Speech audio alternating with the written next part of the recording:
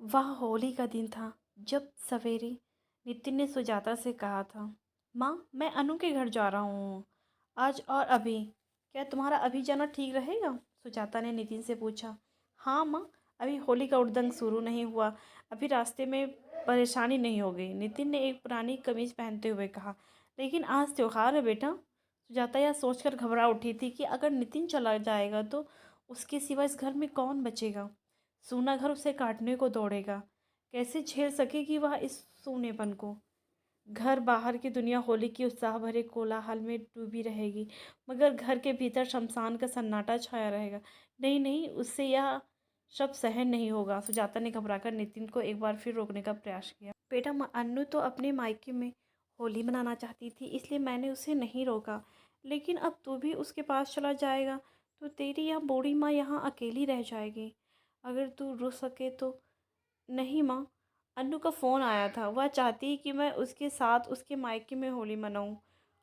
और माँ, अन्नू की छोटी बहन वीनू भी जिद कर रही थी कि जीजा जी आप चले आइए। अब अगर मैं नहीं जाऊंगा तो वो लोग नाराज़ हो जाएंगे। नितिन ने अपने जूते का तस्मा बांधते हुए उत्तर दिया। ठीक है बेटा, जैसी तेरी इच्छा। सुजाता ने धीरे से स्वीकृति में अपना सिर हिलाते हुए कहा। बात इच्छा की नहीं माँ, और फिर तुम होली खेलती ही कहाँ हो जो मेरा यहाँ रहना जरूरी है? नितिन की कही यह बात सुजाता की दुखती रग को छू गई। नितिन अनु के घर चला गया। अब सोना घर और सुजाता एक दूसरे से जूझने लगे। नितिन का आखिरी वाक्य सुजाता के मन में बार बार कौंध रहा था। और फिर तुम होली खेलती ही कहाँ हो? लगभग 12 साल पहले उस दिन भी होली के हुड़दंगी सड़कों पर होली है का शोर मचाते हुए घूम रहे थे। उस समय नितिन 14 साल का और सुनीति 10 साल की थी। दोनों बच्चे बहुत छोटे तो नहीं थे, लेकिन होली का त्यौहार बड़े बूढ़ों को भी बच्चा बना देता है। नितिन और सुनीति सवेरे से उत्साहित थे। सुजाता जानती थी कि उसकी भाभी को उन दोनों बच्चों का यूँ खेलना कूदना रास नहीं आता है, फिर भी वह बच्चों को मना नहीं कर पाई। जब बच्ची होली के रंग में सराबोर होकर घर लौटे तो सबसे पहले दौड़कर अपनी माँ सुजाता से लिपट गए। सुजाता के कपड़े भी उनके शरीर पर लगे रंगों में रंग गए। उसी समय भाभी आ धमकी। भाभी अपनी सहेलियों के साथ तो होली खेलकर चली आ रही थी, लेकिन वे सुजाता और उसके बच्चों को देखकर भड़क उठी। यह देखो कैसा जमाना आ गया है, अब तो इतना भी धर्म करम याद नहीं रहा कि विधवाएं रंग नहीं खेलती। मैं तुझसे और तेरी औलादें से तंग आ गई हूँ। तुम सबसे इतना ही होली खेलने का शौक़ है तो दूसरा घर बसा ले, फिर जी भर कर होली खेलना। भाभी ने कहना शुरू किया और काफ़ी देर तक अपने मन की भड़ास निकालती रही। सुजाता ने उसी दिन तय कर लिया कि चाहे जो भी हो, मगर वह अपने भाई के घर किसी शरणार्थी की भांति जीवन नहीं व्यतीत करेगी और न ही कभी होली खेलेगी। जब उसके जीवन में ही सुहाग का रंग नहीं रहा तो वह रंग खेलकर करेगी भी क्या? वह छोटी मोटी कोई भी नौकरी कर लेगी, मगर अपने बच्चों को अपने दम पर पढ़ाएगी पालेगी। सुजाता ने उसी शाम को अपने भाई का घर छोड़ दिया था और अपने दोनों बच्चों को लेकर वह अपनी एक सहेली के घर जा पहुंची। उसकी सहेली ने उसे दूसरे दिन ही एक सिलाई सेंटर में काम दिला दिया था। अपनी मेहनत और लगन के दम पर सुजाता ने जल्दी ही अपना स्वयं का सेंटर खोल लिया। इस तरह सुजाता के जीवन की गाड़ी निकली थी। उसने अपने दोनों बच्चों को पढ़ाया और एक एक करके दोनों का विवाह भी कर दिया। पहले नितिन की शादी हुई और अनु बहू के रूप में घर आई।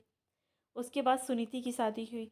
वह अपने ससुराल चली गई। कुछ ही महीनों बाद सुनीति के पति को विदेश में नौकरी मिल गई और सुनीति भी अपने पति के साथ विदेश चली गई।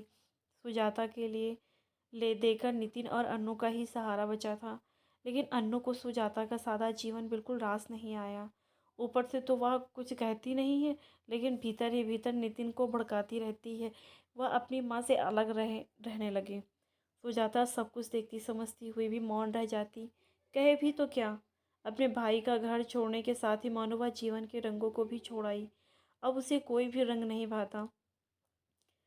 अनु का भी इसमें उसे कोई दोष नजर नहीं आता। आखिर नई उम्र की अनु रंगों में जीवन के उल्लास से नाता रखना ही चाहेगी। भला वह क्यों नीरस बेरंग जीवन जिए? सुजाता अनु और नितिन को किसी बात के लिए कभी मना नहीं करती। जब नितिन को हनीमून पर जाने के लिए छुट्टी नहीं मिल पा रही थी तो उसने खुद ही नितिन से कहा था कि वह प्रतिदिन शाम को दफ्तर से घर लौटने के बाद अनु को कहीं घुमाने ले जाया करे ताकि उसे हनीमून पर न जा पाने का दुख ना हो। सुजाता की तमाम अभिलाषाएं मानो मर चुकी थी। वह ना तो कभी सब सिनेमा देखने जाती और ना ही कहीं घूमने। सुजाता के रूप में घर के वातावरण में एक अव्यक्त उदासी छाई रहती है। इसी उदासी से अनु को चिढ़ होती है। परिवार का एक व्यक्ति हमेशा एक उदासी ओढ़े रहे तो बाकी सदस्य भला कैसे हंस बोल सकते हैं। एक मर्यादा उन्हें हंसने चहकने से रोकती। इसलिए अपने विवाह के बाद की यह तीसरी होली अनु ने अपने मायके में मनाने का निश्चय किया। सुजाता चाहकर भी उसे रोक न सकी। रोकती भी तो भला किस आधार पर। सभी को अपनी खुशियाँ अपने ढंग से मनाने का अधिकार होता है। अनु को भी है। अनु अपने मायके गई, वह तो ठीक है, लेकिन अब नितिन भी अनु के पास चला गया। पति छूटा, मायका छूटा, अब बच्चे भी उससे दूर होते जा रहे हैं। यह सोचकर सुजाता की आंखें टपटपा गई। अकेलापन उसे चुभने लगा। उसे समझ में नहीं आ रहा था कि वह क्या करे। तभी दरवाजे की घंटी ने उसे चौंका दिया। कौन आया होगा? सुजाता सोचती हुई दरवाजे के पास पहुंची। उसने स्पाई आई से झांक कर देखा। बाहर एक दो चेहरे नजर आए, लेकिन रंगों से पुते हुए पहचानना कठिन था। दरवाज़ा खोले या न खोले, पल दो पल सुजाता ने सोचा। फिर उसे एक परिचित सी आवाज़ सुनाई दी। शायद वह उसके पड़ोस में रहने वाली मनोरमा की बेटी दिव्या की आवाज़ थी।